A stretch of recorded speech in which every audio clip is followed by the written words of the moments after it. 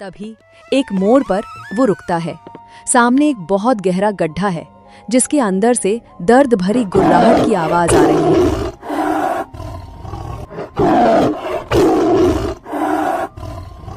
हे पंडित, मेरी मदद करो।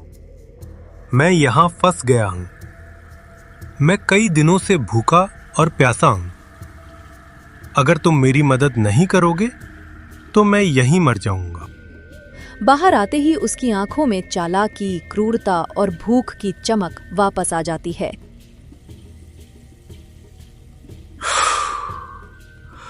हाँ, अब मैं आजाद हूं और मैं बहुत भूखा हूं। तुम्हें मेरा शिकार होना पड़ेगा। तुमने मेरा उपकार किया, लेकिन मैं तुम्हें खाकर अपनी भूख मिटाऊंगा। ये जंगल का नियम है। यहां सिर्फ ताकतवर ही जिंदा रहता है। बहुत पुरानी बात है ये।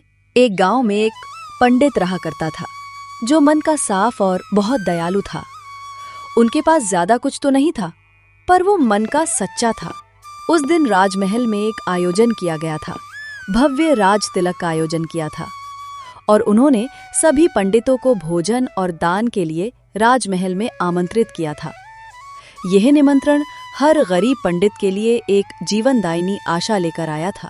पंडित के कदम तेजी से आगे बढ़ रहे थे क्योंकि उसके मन में अपने परिवार की गरीबी दूर करने का एक ही विचार था। उसे उम्मीद थी कि राजमहल में मिलने वाला दान उसके लिए एक वरदान साबित होगा, लेकिन उसे कहाँ पता था कि आज का दिन उसके जीवन में एक ऐसी परीक्षा लेकर आएगा जिसकी उसने कभी कल्पना भी नहीं की थी। ये परीक्षा उसकी दया, उसके विश्वास और उसकी समझदारी की थी। जैसे जैसे वो जंगल के रास्ते से आगे बढ़ रहा था, उसका उत्साह बढ़ता जा रहा था। तभी एक मोड़ पर वो रुकता है। सामने एक बहुत गहरा गड्ढा है जिसके अंदर से दर्द भरी गुर्राहट की आवाज आ रही है।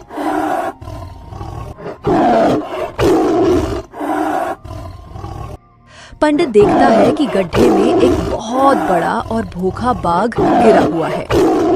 बाघ बार बार बाहर निकलने की कोशिश करता है, लेकिन हर बार मिट्टी खिसकती है और वो वापस नीचे गिर जाता है।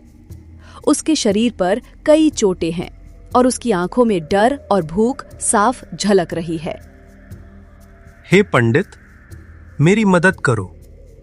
मैं यहां फंस गया हूं। मैं कई दिनों से भूखा और प्यासा हूं। अगर तुम मेरी मदद नहीं करोगे तो मैं यहीं मर जाऊंगा। मैं तुम्हारी मदद कैसे कर सकता हूं? अगर मैं तुम्हें बाहर निकाल दूंगा तो तुम मुझे ही खा लोगे। बाघ और इंसान में कोई दोस्ती नहीं हो सकती, ये तो सब जानते हैं। नहीं नहीं, मैं तुम्हारी कसम खाता हूं। मैं तुम्हें कभी कोई नुकसान नहीं पहुंचाऊंगा। मैं वादा करता हूं कि मैं तुम्हारा उपकार कभी नहीं भूलूंगा। मेरी जान बख्श दो। मेरा विश्वास करो, मैं इस जंगल में सबसे उपकारी बाघ बनूंगा। पंडित का दयालु हृदय बाघ के इस झूठ को सच मान बैठा। उसे उस असहाय प्राणी पर दया आ गई। उसने अपनी जान का खतरा उठाया और हिम्मत करके कुछ मोटी लकड़ियां और रस्सियां इकट्ठा की। उसका मन उसे बार बार आगाह कर रहा था, लेकिन उसकी दयालुता ने उसकी बुद्धिमत्ता को दबा दिया। पंडित बहुत मेहनत से एक पुल जैसा बनाता है। वो अपनी पूरी ताकत लगा देता है।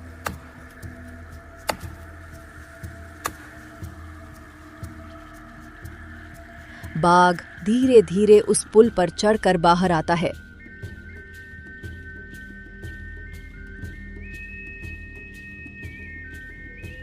बाहर आते ही उसकी आंखों में चालाकी, क्रूरता और भूख की चमक वापस आ जाती है।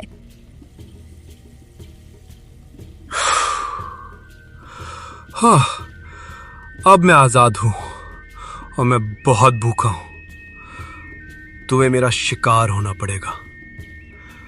तुमने मेरा उपकार किया, लेकिन मैं तुम्हें खाकर अपनी भूख मिटाऊंगा। ये जंगल का नियम है। यहां सिर्फ ताकतवर ही जिंदा रहता है।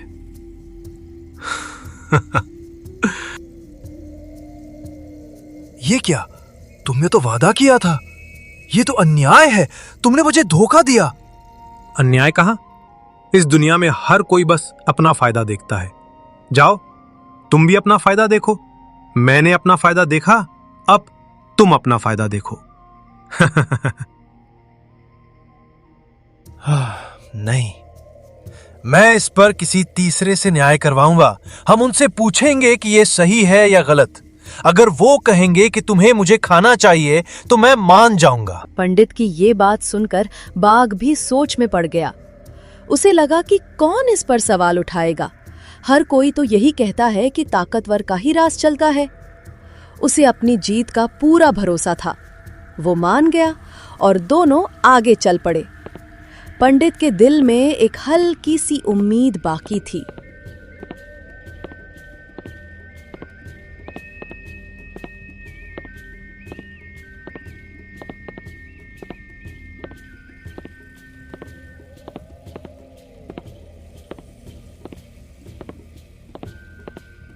वे दोनों जंगल के रास्ते पर आगे बढ़े।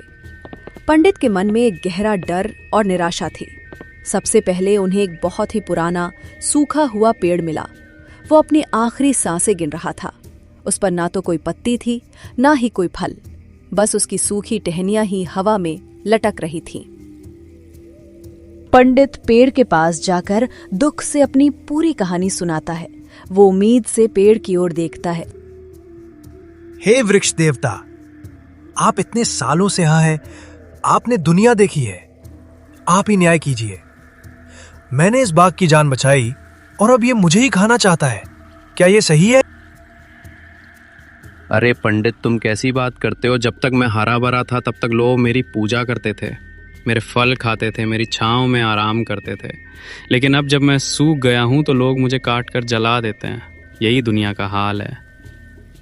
उपकार का फल हमेशा धोखा ही होता है।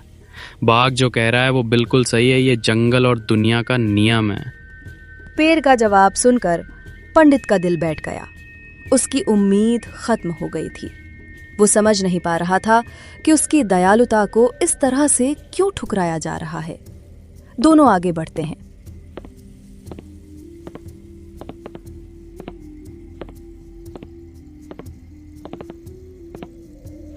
उन्हें एक बूढ़ा और थका हुआ बैल मिलता है जो एक जगह घास चबाने की कोशिश कर रहा था, लेकिन उसके दांत कमजोर थे।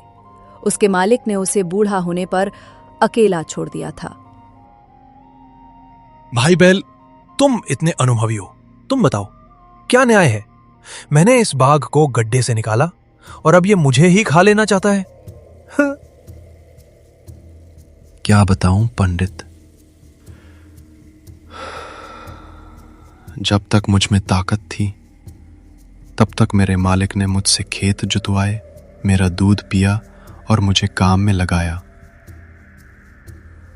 मैंने उनके लिए रात दिन मेहनत की और अब जब मैं काम का नहीं रहा तो मुझे यहां लवारिस छोड़ दिया।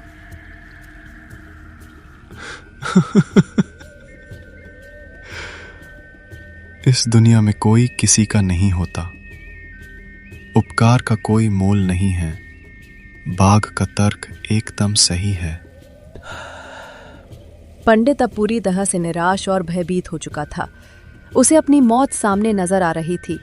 उसे लगा कि आज उसका अंतिम दिन है।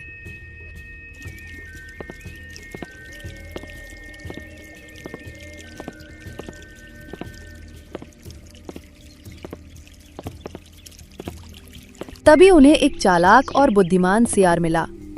सियार अपनी चाल में मग्न था।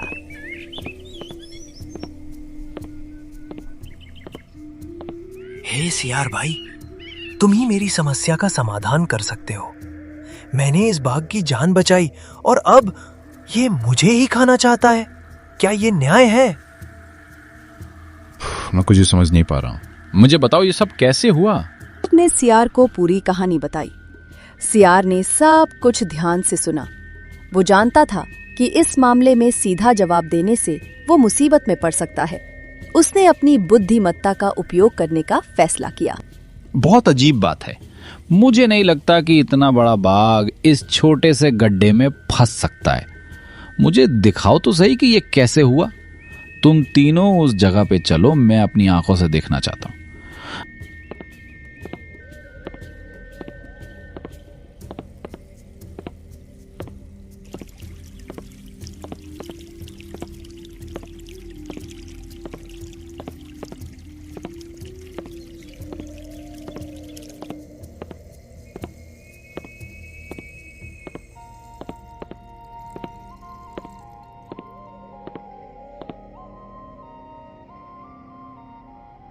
अभी भी मुझे विश्वास नहीं हो रहा, तुम इतने बड़े और ताकतवर हो और ये गड्ढा इतना छोटा है। जरा फिर से गड्ढे में जाकर दिखाओ कि तुम कैसे फंसे थे। मुझे ठीक से समझना है ताकि मैं न्याय कर सकूं।